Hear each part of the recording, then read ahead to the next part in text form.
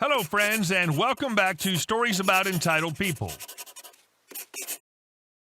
Some people are so privileged that they seriously believe that no harm will ever happen to them, especially Karens. But before we begin, don't forget to subscribe to our channel if you're new here and turn on notifications so you don't miss a new video every single day. Here we go. Ma'am, the store is on fire. I was working at a large chain store. This all conspired towards the end of my shift, go figure. I was just taking some trash back to the dumpster when a customer stopped me to inquire about a smoky smell. I call my manager on a radio. Me. Hey boss, I got a customer telling me they smell smoke. Fire alarm blares. Well, that answered that. We escort guests out of the store and make sure all staff is out, with section leaders making sure all of their staff is out.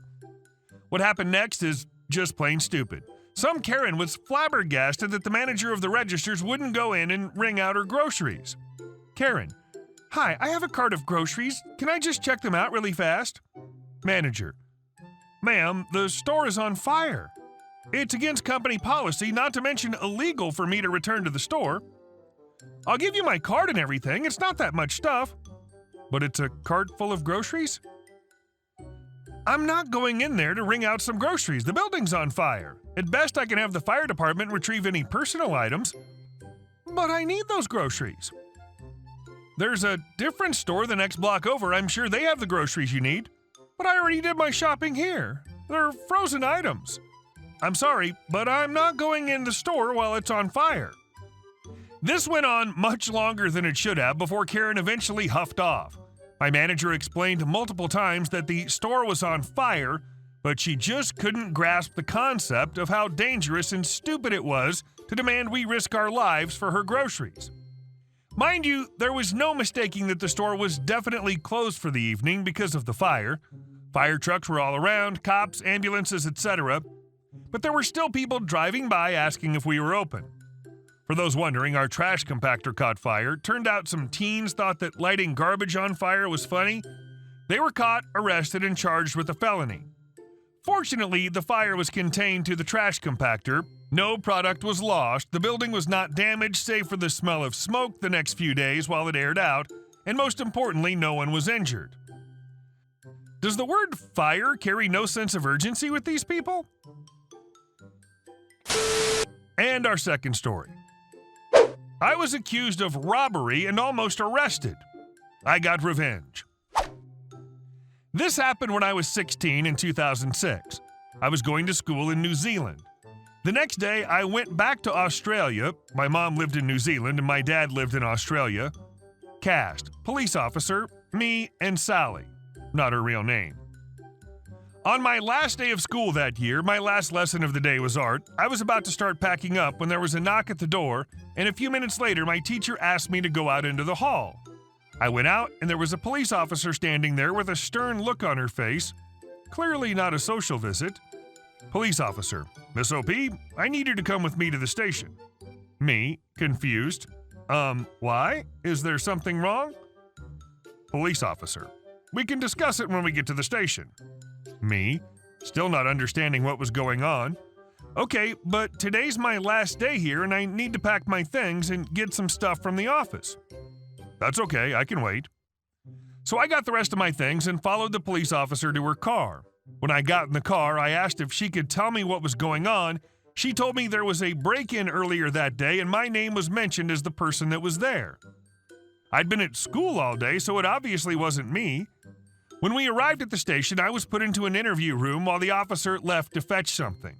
A few minutes later, she came back in with another person, the person who told police that I'd been the one at the break-in. My gut hit the floor as I recognized the girl. She would often hang around with me and my sister and her friends. She was a few years younger than me. Needless to say, I was pissed. Police officer, hi OP, I'd like for you both to tell your story of where you were today. Sally, you can start. Sally, I went to my brother's place at lunch and I saw OP was there stealing stuff. When she saw me, she took off out the window. Then the police arrived. Me, ready to strangle Sally. I've been at school all day and I've got at least 20 people that can vouch for it. P.O. I'll need the names of those people. I gave her the names of all the people I was with for most of the day, then looked at Sally and said, "If I was there, please tell the officer what color my school bag is." Sally: "It's black." Me, smug and satisfied: "Officer, please have a look at my school bag. It's white with Hello Kitty on the front. That's the only one I own. And while you're at it, please check Sally's school bag if you haven't already. In the bottom right side, you'll find a small hole in the stitching. You'll find a small pipe and more than likely some wheat." Even though I didn't know Sally well, she was very vocal about her secret stashes and hiding places. The look on Sally's face changed from confident to terrified in a heartbeat. If she was going to accuse me of something I didn't do, I'm taking her down instead. The rest of the story's a bit of a blur, but it turned out that Sally and her friends went to Sally's brother's house when he was at work, intending to steal from him. The police were called, and when they arrived, Sally panicked and said that I was there and they were trying to get me to leave. Sally's lie backfired big time. She was charged with theft, breaking and entering, possession, and lying to a police officer. I never saw her again after that, but I hope she turned her life around. Damn, what a horrible friend. Well, I guess it's safe to assume ex-friend. I'm glad she got arrested. And our last story. Who are you and why are you in our pool? This was back in the days when you could play with whichever other children you could find in your neighborhood until the streetlights came on, and then you'd run home before your mother started yelling for you to come in for dinner. I lived in one of the fairly nice homes in a newly built street where all the homes were more or less the same and all had a pool, including ours. A few streets away, the houses were much less new, but I would frequent the park in the center of them. I made friends with another girl, friend one, who lived next to the park. Her house did not have a pool, so on hot days she'd knock politely on our door and bring a snack for us to share, and we'd play in my pool for hours. There was another girl, EK, a bit younger than us, who would occasionally join us playing in the park. She lived another few streets away from the park, but friend one was familiar with her and her large family of brothers and sisters who were both much older and younger than her. Friend one was very kind and would let EK play with us, but would never let her follow us back to her house and discourage me from doing the same. Friend one told me that she and EK had been really good friends the previous year, but EK had stolen her favorite Barbie and had never given it back. A few weeks later, EK and I had become good friends despite friend one's warning. On a very hot summer's day, I invited both friend one and EK over to enjoy the pool. Friend one showed up with her usual snacks and toys for us to share, but when EK showed up, she appeared at our side gate with not one, but 5 members of her family.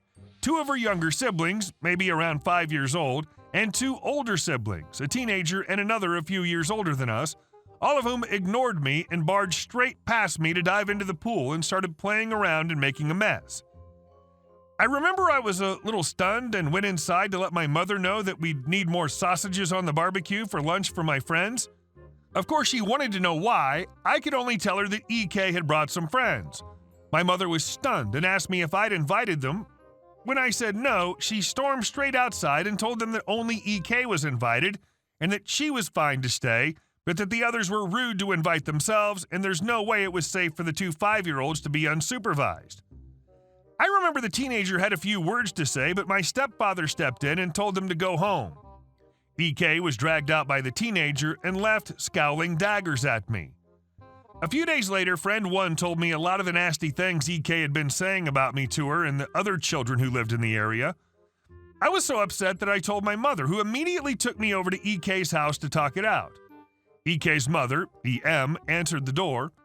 I remember she invited us in, and I remember both mothers insisting we children apologize to each other for any mean words and that it was just a misunderstanding, etc., all better now. EK and I played awkwardly for a little while our mothers chatted and had tea, as mothers do. Less than a week later, my mother, stepfather, and I returned from being out for the day and heard whooping and yelling and loud music from our backyard. We walked in to find the back gate wide open and EK and her entire family, herself, her siblings, mother, aunts, uncles, at least 20 people, all fully clothed, messing around in our pool. There was food and rubbish and bottles absolutely everywhere. I remember my stepfather going red and immediately started yelling for them to get the hell off our property. I missed most of the argument. My mother sent me away, so I couldn't hear the language that was being used, But I remember EM screaming abuse and calling us names. The G-rated version would be rude white trash snobs. Later, my mother explained to me that according to EM, somewhere in their conversation about the misunderstanding, my mother had somehow given the impression that since EK was welcome in our home, therefore it must be open to their entire family. So they decided to celebrate an aunt's birthday in our backyard without asking us. We were terrible people for ruining the aunt's birthday party. Needless to say, my stepfather had to threaten to call the police before they'd leave. EK never spoke to me again, and her younger siblings would throw rocks and sticks, etc. at friend 1 and I if they saw us in the park. I hate it when you try to be kind and people misunderstand you.